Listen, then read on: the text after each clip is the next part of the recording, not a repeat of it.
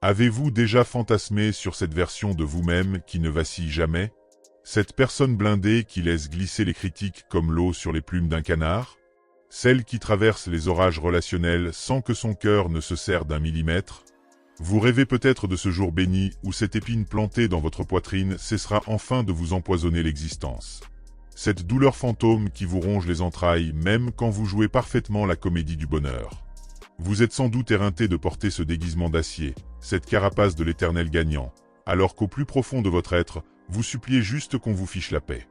Ne serait-ce qu'une minute de répit dans cette course folle à l'invulnérabilité. Permettez-moi de crever l'abcès avec une vérité que personne n'ose vous balancer en face. Plus vous esquivez la souffrance, plus elle vous tient en laisse. Plus vous tentez de vous momifier le cœur, de vous barricader, de jouer les invisibles, plus vous devenez l'esclave de votre environnement. Prisonnier des pics qui vous transpercent, des déceptions qui vous plombent, des non-dits qui vous assassinent à petit feu. Ce n'est pas de la lâcheté, c'est le lot commun. Simplement, certains sont des virtuoses du camouflage. Carl Jung, ce géant de l'exploration psychique, martelait cette évidence. Nous ne sommes pas les pantins de nos circonstances, mais les architectes de notre devenir. Là réside le trésor. Il ne s'agit pas de vous transformer en forteresse ambulante, de vous pétrifier le cœur ou de cultiver l'indifférence. Il s'agit de digérer, de traîner à la lumière du jour tout ce qui vous gangrène dans l'ombre. Car l'authentique puissance ne consiste pas à éradiquer la douleur, mais à embrasser totalement qui vous êtes, quitte à saigner devant témoin. Si ces mots vous parlent, c'est que l'univers conspire. Ce message s'adresse à vous qui en avez ras-le-bol de vous autoflageller à chaque interaction humaine. À vous qui traînez cette sensation permanente d'infériorité émotionnelle, comme si les autres détenaient un manuel secret que vous n'avez jamais reçu.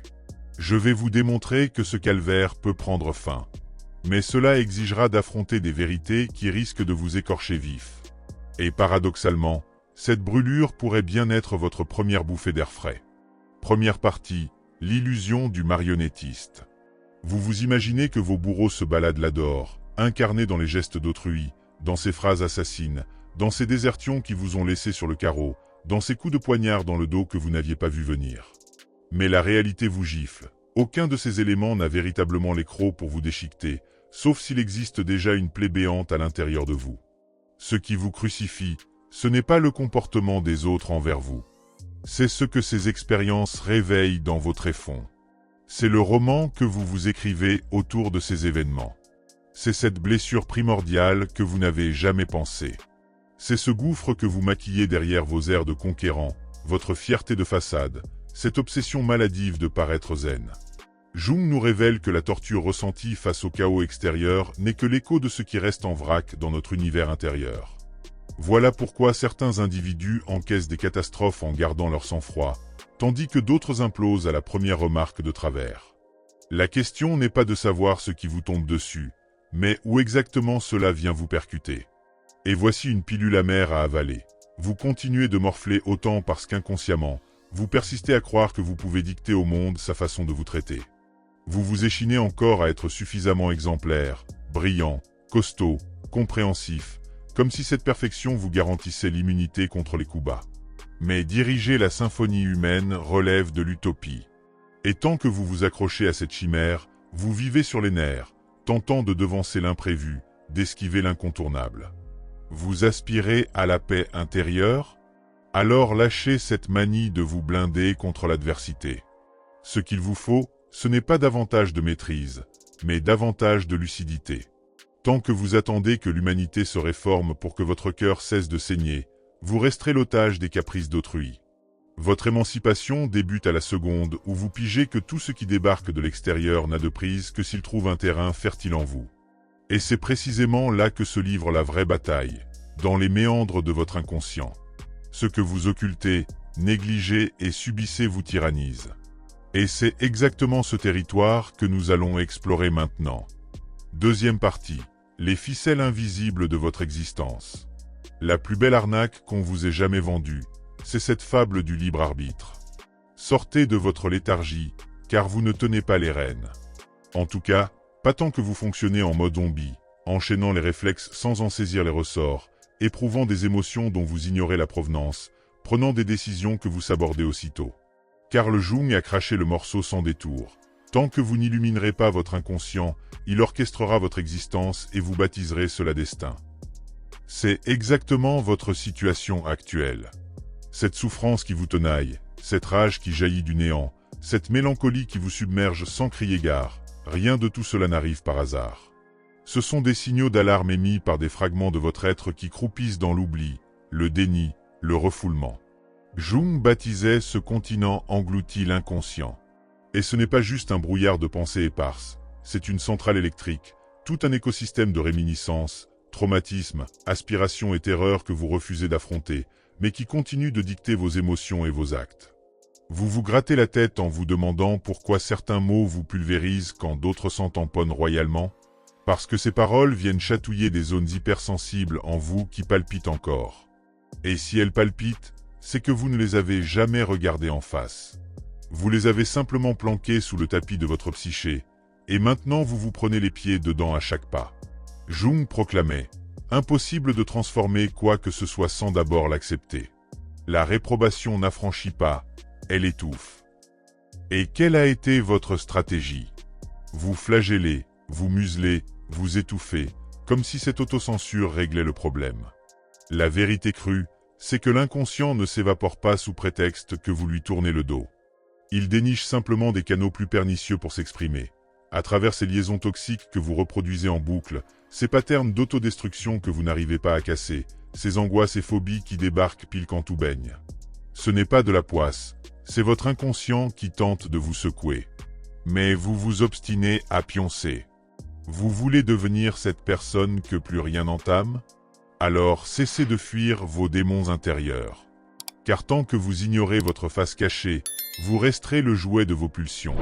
Plus vous vous efforcez de vous cuirasser contre les agressions externes, plus vous vous fragilisez face aux tornades internes. Troisième partie, l'armure de cristal. L'humanité dans sa grande majorité s'imagine que l'unique parade contre les blessures consiste à s'emmurer vivant. Elle érige des remparts, façonne des personnages, forge des blindages émotionnels et clame haut et fort que rien ne l'atteint. Je m'en bats l'œil maintenant, plus rien ne me fait ni chaud ni froid. Mais dans leur fort intérieur, l'hémorragie continue. L'érosion se poursuit, parce que le hic n'a jamais résidé dans le fait de ressentir. Le problème, c'est de naviguer à l'aveuglette dans l'océan de vos sensations. Jung visait dans le mille quand il déclarait « Avalez toutes les théories, maîtrisez toutes les méthodes, mais face à une âme humaine, contentez-vous d'être une autre âme humaine. » Et cette âme que vous vous acharnez à dissimuler derrière votre personnage de titan imperturbable, elle hurle pour qu'on la reconnaisse. Se forger une carapace émotionnelle n'a rien à voir avec l'insensibilité. Ça n'a rien à voir avec ignorer la souffrance, esquiver les frictions ou faire semblant de s'en foutre. Ça concerne l'assimilation, l'apprivoisement, le fait de déterrer tout ce que vous avez enterré dans vos caves psychiques. Vous ne devenez pas intouchable en dressant une muraille entre vous et l'existence.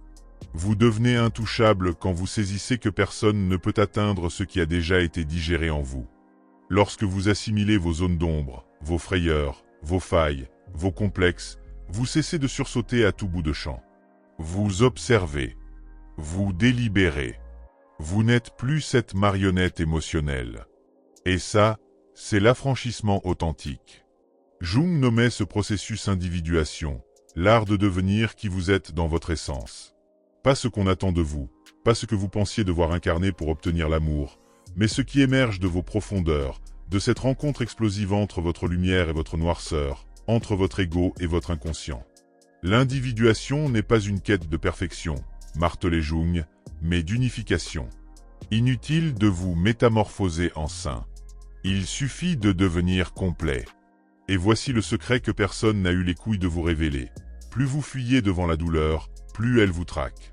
Plus vous vous efforcez de rester de marbre, plus vous vous fragilisez. Mais quand vous regardez vos cicatrices dans les yeux, quand vous vous acceptez avec tout votre sublime et votre sordide, votre noblesse et votre bassesse, rien au dehors ne peut vous faire vaciller. Quatrième partie, la douleur, cette sage brutale. On vous a dressé dès le berceau à exécrer la souffrance. On vous a servi que souffrir trahissait une faiblesse de caractère, que verser des larmes équivalait à gaspiller votre temps, que trop d'émotions vous rendaient vulnérable comme un nouveau-né. Alors vous avez pris vos jambes à votre cou, développez l'art de l'esquive, maîtrisez le déni. Mais plus vous détalez devant la souffrance, plus elle vous colle au train.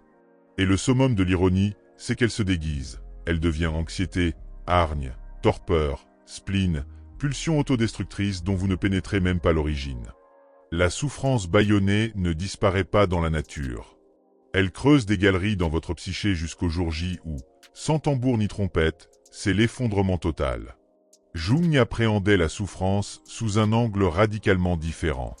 Il l'apercevait comme l'émissaire de l'âme, la sirène d'alarme de l'inconscient, le dialecte que votre soi, cette totalité que vous représentez, emploie pour capter votre attention. Il affirmait, la dépression ressemble à une dame en deuil. Si elle se pointe, ne la repoussez pas. Proposez-lui une chaise, servez-lui un thé et prêtez l'oreille à son message.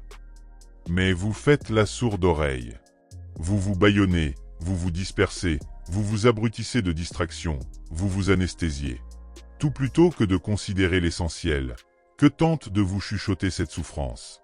La réalité nue, c'est que la douleur vous martyrise à ce point parce que vous êtes encore en guerre civile avec vous-même. Une partie de vous aspire à l'évolution et l'autre s'accroche désespérément au statu quo. Quelque chose en vous réclame à corps et à cri la métamorphose, mais votre ego, accro au contrôle, tente d'étouffer cet appel. Et c'est dans cette friction que naît l'agonie. Parce que muet fait un mal de chien. Grandir vous arrache des cris. Larguer vos croyances périmées, trancher dans le vif des relations pourries, permettre à ce qui vous dessert de crever, tout cela s'apparente à un deuil, à un cycle infernal de mort et renaissance. Mais c'est précisément dans cet espace de dévastation que peut germer du neuf. Car quand tout s'effrite en vous, quand vos certitudes partent en fumée, quand la douleur met votre vulnérabilité à nu, vous pouvez enfin entrevoir qui vous êtes réellement. Sans les couches de protection, sans le spectacle, sans le masque. Et à cet instant précis, la souffrance se sanctifie. Parce qu'elle vous agenouille devant l'unique chose capable de vous émanciper, votre essence brute. Jung l'avait saisi. Il avait pigé que la souffrance n'était pas un bug du système, mais une feature. La douleur ne signe pas l'échec du parcours, elle inaugure l'odyssée vers l'individuation. Le problème, c'est que la majorité des gens jettent l'éponge avant de traverser cette vallée de larmes. Ils capitulent, se distraient, refont surface. Mais pas vous. Si vous êtes parvenu jusqu'ici, c'est que vous avez l'étoffe d'un traverseur. 5e partie, l'Odyssée de la Renaissance. Une poignée d'individus seulement osent entreprendre le voyage de l'individuation. Une fraction encore plus infime a le cran de le mener à son terme. Car cette expédition ne vous promet pas la félicité, ne vous offre aucune garantie, ne dorlote pas votre ego. Elle le pulvérise. Jung décrivait l'individuation comme un processus d'accouchement de soi-même. Mais cela implique d'abord de désapprendre ce que vous croyez être. Et cette déconstruction fait plus mal que n'importe quelle gifle du monde extérieur. Parce que vous commencez à réaliser que l'essentiel de ce qui vous définissait jusqu'à présent n'était qu'un mirage. Vous n'êtes pas vos trophées. Vous n'êtes pas vos traumatismes. Vous n'êtes pas cette image léchée que vous avez sculptée pour qu'on vous chérisse, respecte ou vénère. Tout cela, c'était votre kit de survie. Mais survivre, ce n'est pas vivre. Et l'individuation, c'est l'existence qui vous appelle au-delà de la simple subsistance. C'est le moment où votre inconscient se met à régurgiter vers la surface tout ce qui a été étouffé, camouflé, travesti. L'individuation exige l'anéantissement du persona, écrivait Jung, car elle n'est qu'un masque de bienséance collective. Autrement dit, vous allez devoir vous écorcher vif pour découvrir ce qui palpite dessous. C'est dans cette mue que vous commencez à devenir intouchable. Non pas parce que plus rien ne vous écorche, mais parce que vous avez déjà traversé le brasier. Vous avez affronté vos créatures de cauchemar. Vous avez fixé droit dans les yeux votre honte, votre manque, votre fureur et déclaré « Je te vois, et tu ne me manipules plus ». C'est cette transparence interne, cette clairvoyance face à votre propre chaos qui vous confère une solidité indépendante de l'approbation, de la reconnaissance ou de la domination. Plus besoin que tout le monde vous adore. Plus besoin de triompher dans chaque joute verbale. Plus besoin de jouer les durs parce que vous savez qui vous êtes. Et personne ne peut vous voler cette connaissance. L'authentique cuirasse émotionnelle n'est pas une carapace, c'est un noyau incandescent. C'est la fusion de toutes vos facettes en un centre de conscience qui reste stable quand la tempête fait rage. Vous pouvez éprouver de la souffrance, mais elle ne vous fracasse pas. Vous pouvez être ébranlé, mais vous ne vous égarez pas. Parce que vous avez cessé d'être une girouette et êtes devenu un roc. Vous avez quitté les eaux de surface pour habiter les abysses. Néanmoins, cette profondeur a son tarif, l'isolement. Non pas que vous soyez condamné à la solitude, mais peu d'âmes peuvent vous escorter dans cette aventure. La plupart restent prisonnières de la surface, de leur déguisement, de leur terreur de ressentir. Et quand vous amorcez votre libération, vous vous éloignez mécaniquement. Mais cet éloignement n'est pas du mépris, c'est de la maturation. Vous ne prenez pas vos distances par arrogance, vous prenez vos distances parce que vous ne cadrez plus avec vos anciens refuges. Conclusion, la conscience, votre nouvelle peau. Maintenant que vous avez parcouru tout ce chemin, il faut que je vous balance quelque chose en pleine figure. Rien, strictement rien ne vous immunisera contre les coups du sort tant que vous resterez dans le brouillard concernant ce qui se trame dans vos entrailles. Les pics continueront de vous transpercer, les rejets continueront de vous cuisiner, les pertes continueront de vous laminer, jusqu'à ce que vous sortiez de votre coma émotionnel. Et s'éveiller n'est pas un miracle qui tombe du ciel. C'est un choix que vous renouvelez chaque matin.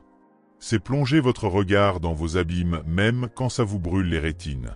C'est endosser la responsabilité totale de tout ce que vous ressentez sans plus pointer du doigt les autres, le passé ou la fatalité. Carl Jung le clamait, ce contre quoi vous vous rebellez s'incruste. Ce que vous accueillez se métamorphose. Vous avez consacré votre existence entière à la résistance. Résistance à la peur de ne pas faire le poids, au vide du rejet, à la morsure de la solitude, à l'angoisse d'être transparent. Mais qu'avez-vous fait de tout ce fatras? Vous vous êtes planqué. Vous vous êtes mis en sourdine. Vous avez tenté de tout régenter. Vous avez visé l'impeccabilité. Vous avez joué les blindés.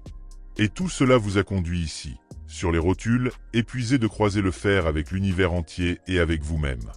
Mais désormais vous savez, l'authentique immunité émotionnelle n'est pas la dureté, c'est la clairvoyance. Il ne s'agit pas de se forger une armure, il s'agit d'élargir votre champ de conscience. Car quand vous décryptez vos détonateurs, vos automatismes, vos plaies à vif, les agissements d'autrui perdent leur pouvoir de vous anéantir. Vous ressentez toujours, mais vous ne sombrez plus. Vous souffrez encore, mais vous ne vous volatilisez pas. Et ça bouleverse la donne. Ce qui vous blinde, ce n'est pas de vous barrer de l'existence, c'est de plonger à corps perdu dans ses tréfonds. Ceux qui papillonnent à la surface se font tacher menus par la moindre vaguelette. Ceux qui plongent découvrent qu'au fond règne le silence, la stabilité et la puissance. Et c'est là que vous faites cap. Quand vous commencez à vivre depuis cette place d'intégration, de présence, d'acceptation, le monde peut bien tenter de vous démolir, il ne trouve plus de prise sur vous. Si cette vidéo vous a remué quelque chose, si une étincelle s'est allumée en vous, écrivez dans les commentaires « Je choisis la lucidité ». Lançons un mouvement de gens qui en ont marre de survivre en simulant la force, mais qui veulent vivre dans l'authenticité. Et n'oubliez pas, la vidéo suivante fait partie intégrante de cette odyssée. C'est capital, vous devez poursuivre. La vraie transformation ne démarre que quand vous ne vous contentez pas du premier pas. Rendez-vous de l'autre côté.